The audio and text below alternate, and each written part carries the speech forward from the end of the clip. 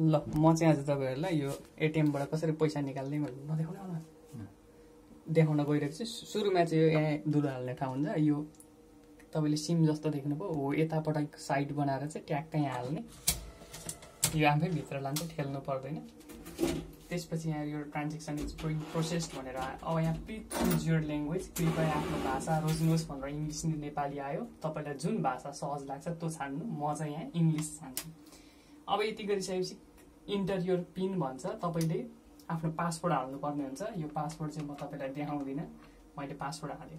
अब यति भइसकेपछि यहाँ विभिन्न अप्सन आएको छ। हामीलाई अहिले पैसा निकाल्नु पर्ने छ, पैसा निकाल्नेलाई चाहिँ क्यास विथड्रल, यो भनेको पैसा निकाल्ने हो। म यहाँ एकचोटि क्लिक गर्छु। क्लिक गरिसकेपछि तपाईले आफ्नो खाता कुन हो, सेभिङ एकाउन्ट हो कि करेन्ट हो कि क्रेडिट हो कि अदर कुन एकाउन्ट हो छान्नुपर्ने हुन्छ। मेरो सेभिङ एकाउन्ट हो, यसको सिधा ठ्याक्क यहाँनिर थिच्ने।